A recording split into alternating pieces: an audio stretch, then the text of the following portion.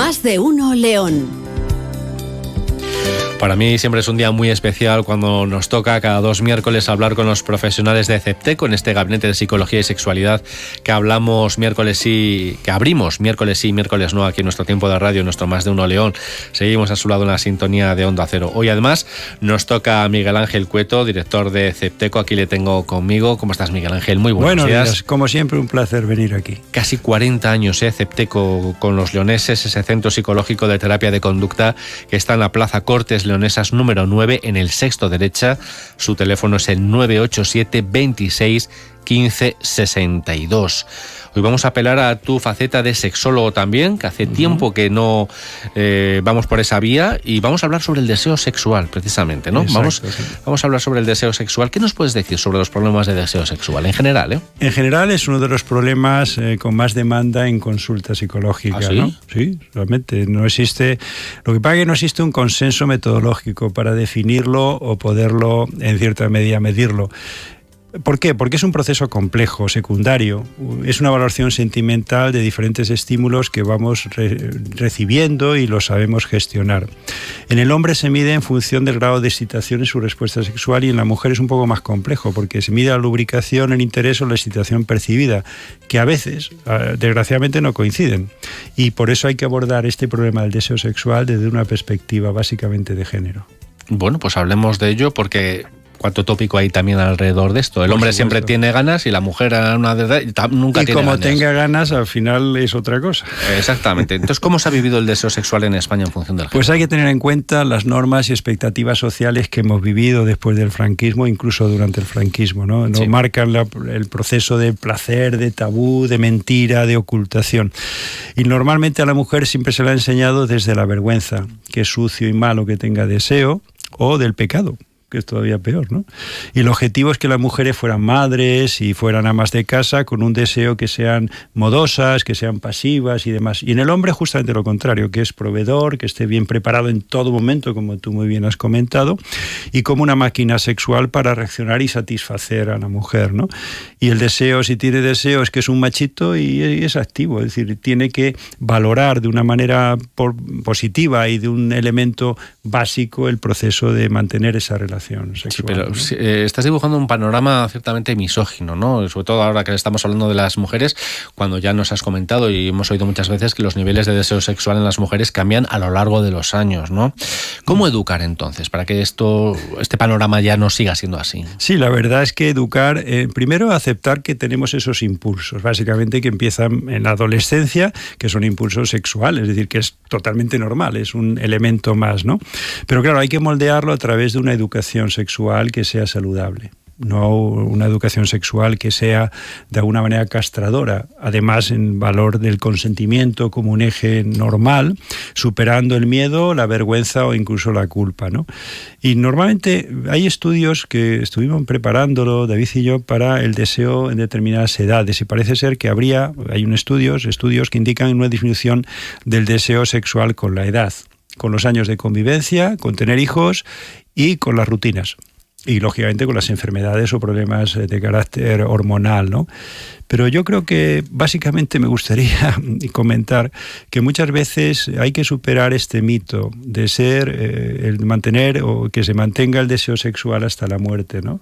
Incluso hay una serie que es Malcolm, que el deseo mantenía a la pareja, que tenían 4 hijos, le mantenía el deseo sexual, es decir, el proceso de querer estar con esa persona, de querer amarla, incluso siendo mayor. Es decir, que en la vida uno tiene que romper ese mito, por así decirlo, aunque tengamos lógicamente mayores achaques, mayores problemas hormonales, de corazón, etcétera, pero yo creo que es un elemento de que hay que esperar que el deseo, hay que desear de alguna manera que el propio deseo sexual nos termine cuando muramos y no antes. No están pasando muchas cosas alrededor de esto, y hace tiempo que estamos escuchando a mucha gente que ha renunciado a tener relaciones sexuales, no a gente mayor, sino a gente joven, en Japón, por ejemplo. Sí, de hecho es el país que menos relaciones sexuales tiene del mundo. Es decir, ¿por qué? Bueno, digamos que son una cultura diferente a la nuestra y eso es una elección, ¿no? Cada persona puede hacer con su cuerpo, su deseo, lo que quiera, con tal de no ofender a otras personas, ¿no?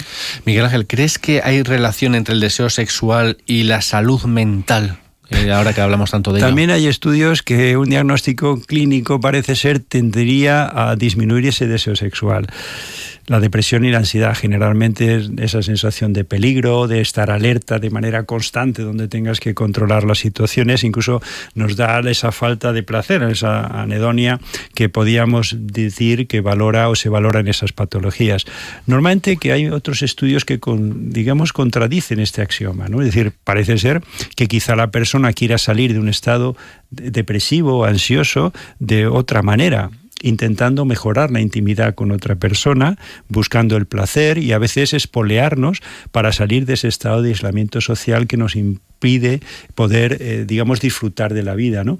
Y parece ser que hay estudios también que corroboran el hecho de que muchas veces buscamos ese deseo, tenemos esa relación afectiva o sexual para sentirnos vivos, que es una manera de luchar contra nuestra propia insatisfacción y disfrutar de la vida, ¿no? Ya. ¿Qué podemos aportar, Miguel Ángel, a nuestros oyentes para ayudarles a analizar el proceso de su propio deseo sexual? Pues primero que es un constructo variable, es decir, es moldeable, depende de muchos factores y además en cada uno de nosotros seguramente será distinto. Como la película de Annie Hall de Woody Allen, donde decía, estaba en el psicoanálisis, en el terapeuta, y decía ella, ¿cuándo? Le preguntaba al terapeuta, ¿cuántas veces tienen relaciones sexuales a la semana? Y decía, muchísimo, 3 veces a la semana. Y le pregunta lo mismo otro terapeuta a Woody Allen, ¿y cuántas veces tienen relaciones sexuales? Y decía, 3 veces, muy poco. Es decir, que en el fondo la percepción es un elemento subjetivo, ¿no? Uh-huh. Entonces, es una experiencia individual y por lo tanto hay que existir el que haya un consentimiento mutuo. No hay que forzar a la otra persona a tener mayor o menor deseo, tener una relación sexual, y tampoco utilizar la culpa o el chantaje o la manipulación como un elemento para que la otra persona acepte nuestros deseos, ¿no? Porque al final eso ha pasado durante todos estos años, ¿no?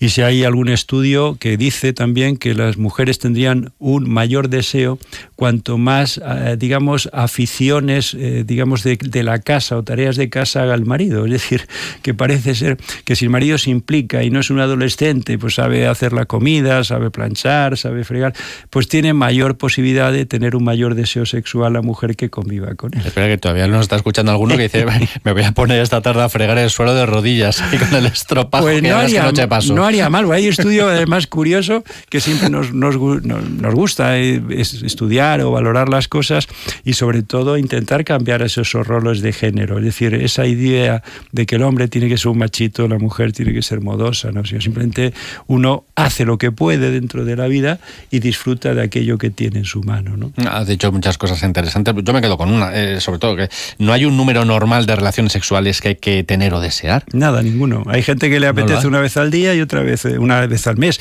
Mientras no sea ningún problema, si tienes pareja, ninguno de los dos, no hay ningún problema. Es decir, el problema es cuando existe demasiada diferencia entre un miembro de la pareja y otro. Ese sería un elemento más conflictivo, más complicado, porque a veces las mujeres tienen deseo, pero o no lubrican, o no tienen interés, y otras veces tienen mucho interés, pero no lubrican o no tienen deseo, con lo cual las mujeres, nosotros, para cuando trabajamos en pareja, es un poco más compleja que el hombre, sí. En ese sentido. No, y que en este tema del deseo sexual, bueno, lo hemos tocado, pero fíjense, nos ha dicho Miguel Ángel que son muchas las parejas las que acuden allí a Cepteco, ¿no? Uh-huh. A hablar de esto, pero es que también están los problemas personales que tengas, por supuesto, los años de convivencia, decías tú, bueno, la salud mental, que lo has mencionado, los medicamentos que se están tomando, por supuesto, que también influyen, ¿no? El problema hormonal también. Es decir, hay la menopausia. Hay factores que son importantes, pero en la vida uno tiene que superarlos o minimizarlos si pudiera.